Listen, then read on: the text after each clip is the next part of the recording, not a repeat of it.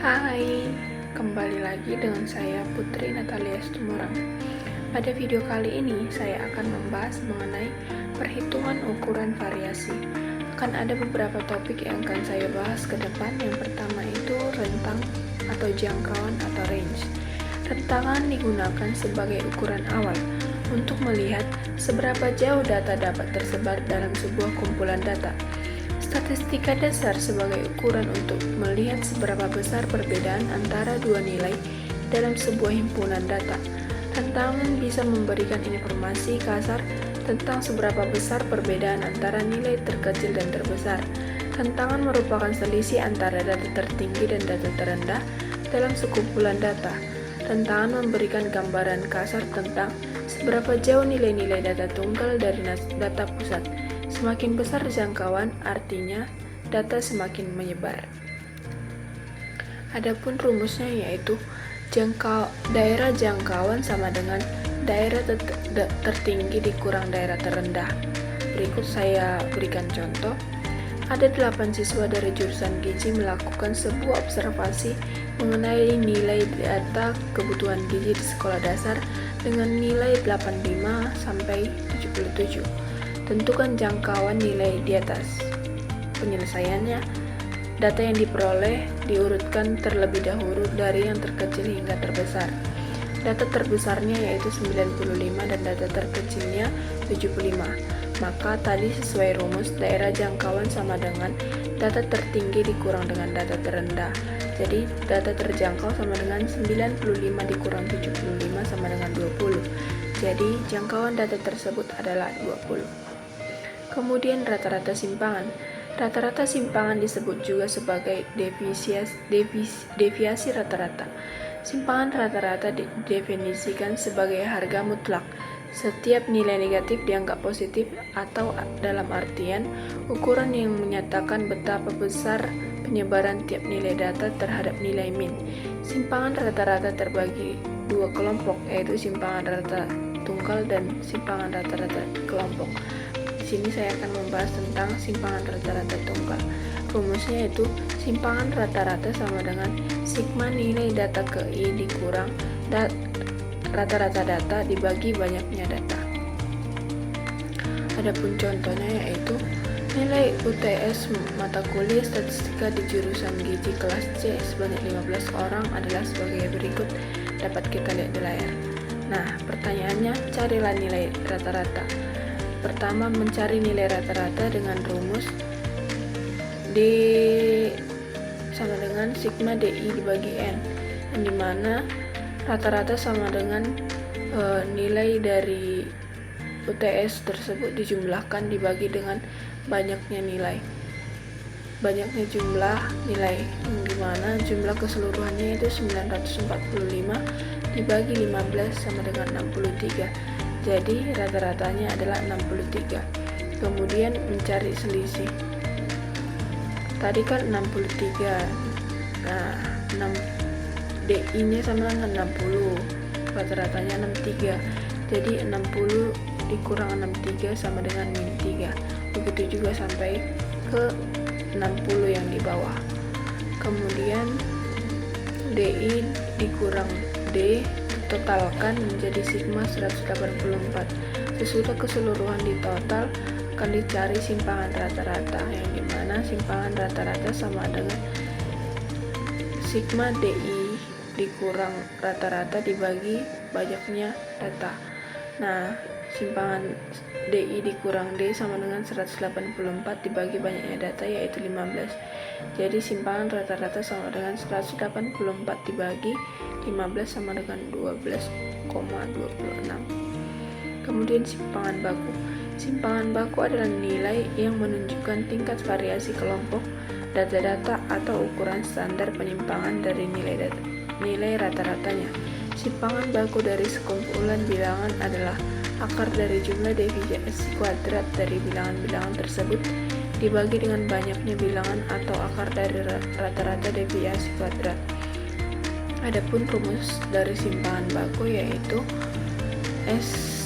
simpangan baku sama dengan akar dari sigma data pengukuran dikurang rata-rata nilai dibagi dengan jumlah data. Berikut saya berikan contoh. Data usia 7 orang penduduk di Desa Sukamakmur adalah sebagai berikut: 14, 13, 42, 28, 28, 21, 21. Tentukanlah nilai simpangan bakunya. Yang pertama, kita mencari terlebih dahulu nilai rata-ratanya, yakni menjumlahkan keseluruhan usia dibagi dengan banyaknya data. Jumlah keseluruhannya sama dengan 189 dibagi 7, yaitu 27. Kemudian mencari selisih, yaitu D1 dikurang D4 seperti contoh tadi. Nah, nilai pertamanya kan 24, rata-ratanya kan 27. Jadi 14 dikurang 27 sama dengan min 13. Kemudian min 13 dipangkat 2, jadi min 13 dikali min 13 sama dengan 169, begitu juga sampai 21 hingga ke bawah. Dan yang terakhir, mencari nilai simpangan baku tunggal, yaitu dengan rumus yang tadi, S sama dengan akar dari sigma DI dikurang D kuadrat dibagi N, di mana totalnya sama dengan 532 dibagi 7 sama dengan akar dari 76 sama dengan 8,7. Kemudian varians. Varians adalah salah satu ukuran dispersi atau ukuran varians. Varians dapat menggambarkan bagaimana perpencaran suatu data kuantitatif. Varians diberikan simbol sigma kuadrat. Untuk populasi adalah untuk S2 sampel. Selanjutnya kita akan menggunakan simbol S2 untuk varians karena umumnya kita hampir selalu berkutat dengan sampel dan jarang sekali berkecimpung dengan populasi. Adapun rumus dari varians ini yaitu S kuadrat sama dengan N, sigma N I sama dengan 1, XI kuadrat dikurang sigma NI sama dengan 1, XI kuadrat pangkat 2 dibagi N dikali N dikurang 1, yang dimana keterangannya sudah saya terterakan di samping. Kemudian saya membuat kasus atau contoh. Dalam satu kelas tinggi badan, beberapa siswa yang dijadikan sampel adalah sebagai berikut: 172 hingga titik-titik 170. Dari data tersebut diketahui bahwa jumlah data N sama dengan 10 sama dengan N dikurang 1, 10 dikurang 1 sama dengan 9. Selanjutnya dapat dihitung untuk rumus varians. XI-nya 172, maka XI kuadrat sama dengan 172 dikali 172 sama dengan 29.584. Dengan hal yang sama hingga ke bawah 170 pangkat 2 yaitu 28.900, dimana sigma NI sama dengan 1, XI sama dengan 1701, sementara sigma NI 1 X kuadrat sama dengan 289.613.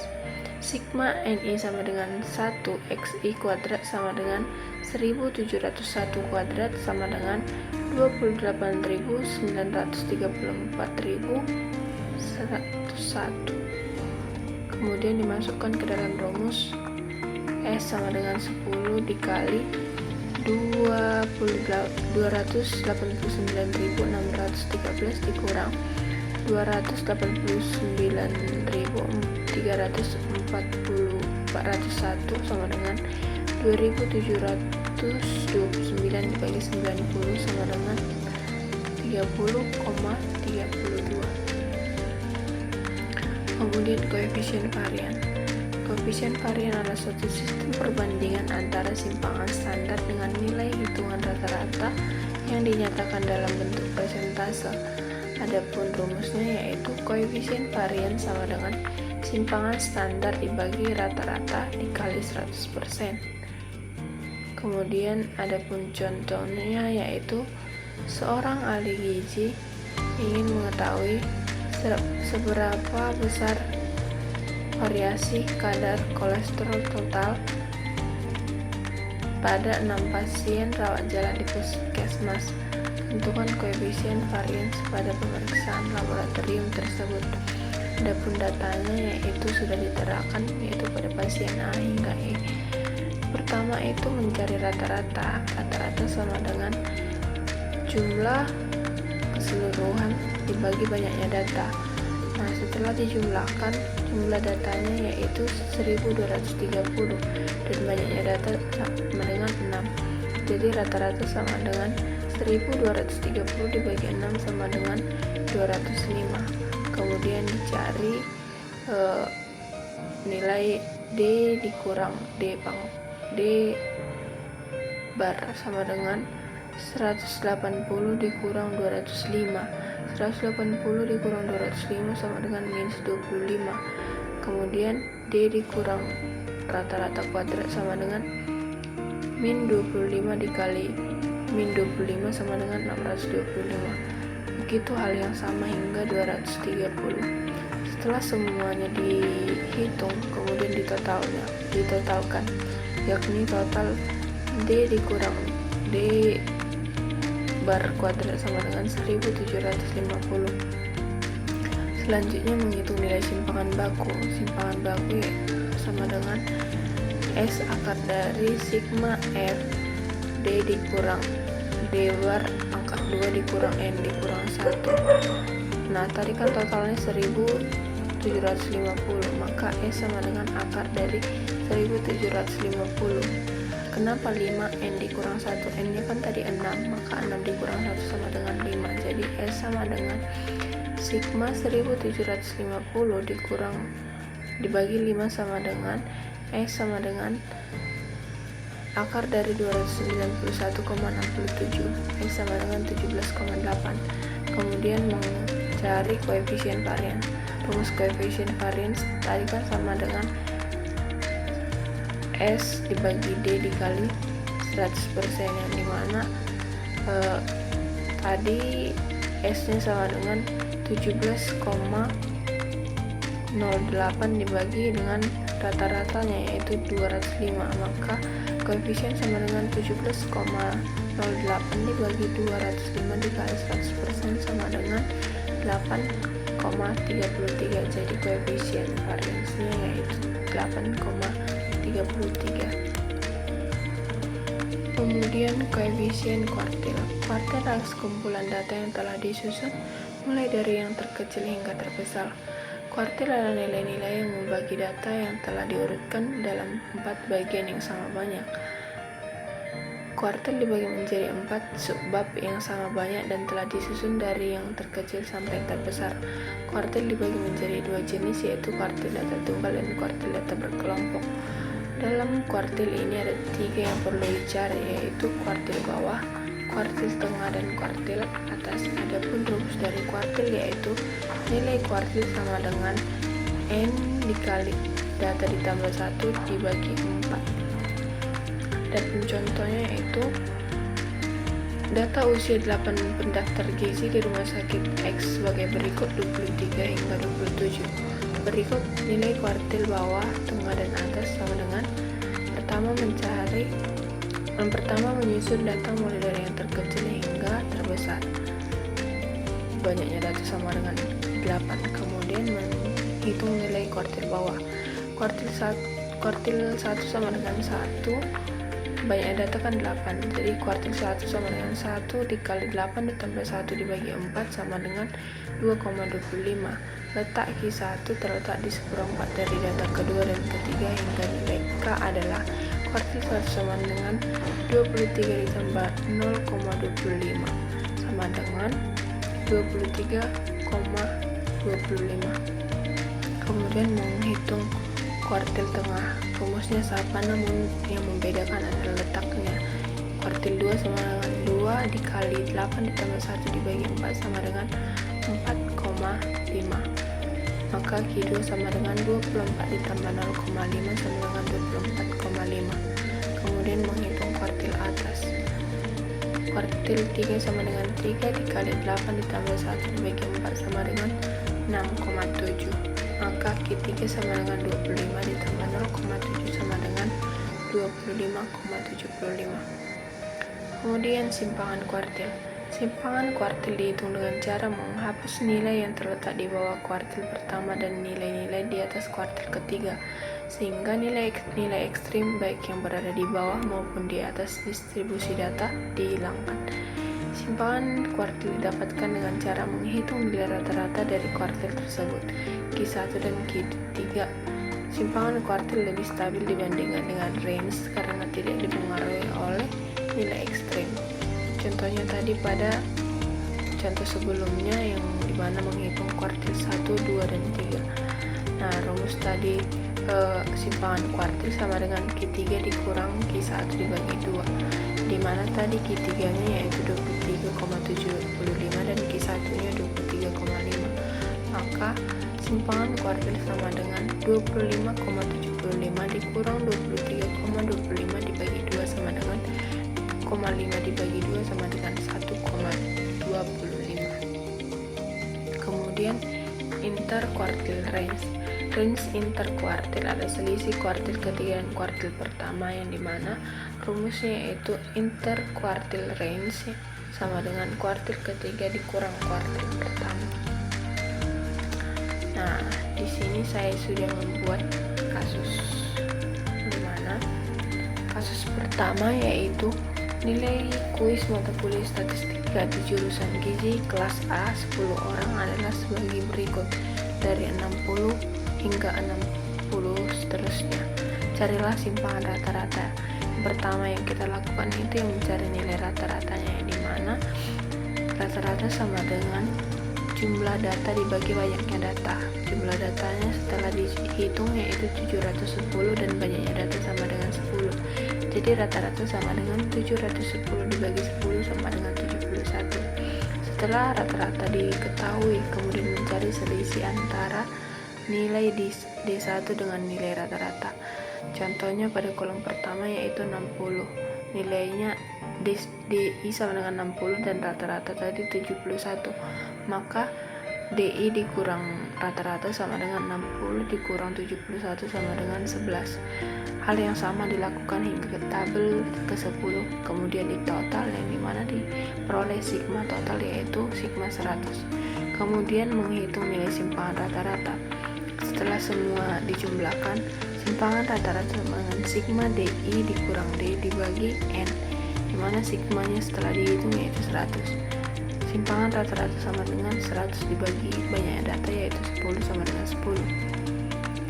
Nilai simpangan rata-rata sebesar 10 dapat diartikan bahwa terjadi penyimpangan sebesar 10 terhadap nilai rata-ratanya. Kemudian contoh kasus yang kedua. Dalam suatu kelas, tinggi badan beberapa siswa dijadikan sampel ada sebagai berikut: 160 dan seterusnya. Dari data tersebut diketahui bahwa jumlah data sama dengan 10. Data sama dengan N dikurang 1. 10 dikurang 1 sama dengan 9. Hitunglah komponen untuk rumus varians. Tadi kan sesuai dari kasus, maka XI sama dengan 160. Maka X2 sama dengan 160 dikali 160 sama dengan 25.600. Hal yang sama dilakukan pada kolom 10 yaitu 160, maka sigma I kuadrat sama dengan 160 dikali 160. Setelah semua dihitung, maka ditotalkan, yang dimana total dari XI sama dengan 1632 dan total dari XI kuadrat sama dengan 266.398. Dimasukkan ke dalam rumus S kuadrat sama dengan 10 dikali 266.398 dikurang 2.663.424 dibagi 10 kali 9 sama dengan 556 dibagi 90 sama dengan 6,7. Dari perhitungan diperoleh nilai varian sama dengan 6,17. Kemudian kasus yang ketiga. Seorang ahli gizi ingin mengetahui seberapa besar variasi kadar kolesterol total pada 6 pasien rawat jalan di klinik pertama. Tentukan koefisien variansnya. Hasil perhitungan laboratorium menunjukkan data yaitu pasien A, B, C, D, E, dan F. dengan kadar kolesterol yang sudah tercantum. Yang pertama yaitu mencari nilai rata-rata, yang dimana mencari nilai rata-rata sama dengan jumlah total nilai dibagi banyaknya data sama dengan 1115 dibagi 6 sama dengan 192,5. Kemudian mencari nilai D dikurang rata-rata, dimana rata-ratanya kan tadi 192,5, maka D dikurang rata-rata sama dengan 180 dikurang 192,5 sama dengan min 12,5. Kemudian D dikurang rata-rata kuadrat sama dengan min 12,5 dikali min 12,5 sama dengan 156.000,25. Hal yang sama dilakukan hingga kolom terakhir yakni 205. Setelah semua data diperoleh kemudian ditotalkan dengan totalnya 437,5. Kemudian menghitung simpangan baku, yang dimana hasilnya sama dengan S sama dengan akar dari 437,5 dibagi 6 dikurang 1 sama dengan S sama dengan akar dari 87,5. S sama dengan 9,3. Kemudian menghitung nilai koefisien varians dengan rumus koefisien varians sama dengan S dibagi rata-rata dikali 100%. Koefisien sama dengan 9,3 dibagi 192,5 dikali 100% sama dengan 4,83. Maka nilai koefisien variansnya adalah 4,83%. Kesimpulan dari materi ini yaitu rentangan digunakan sebagai ukuran awal untuk melihat seberapa jauh data dapat tersebar dalam sekumpulan data. Simpangan rata-rata adalah jumlah harga mutlak selisih setiap nilai dengan nilai rata-rata dibagi dengan banyaknya data. Standar deviasi atau simpangan baku merupakan salah satu cara mengukur variasi sekelompok data kuantitatif.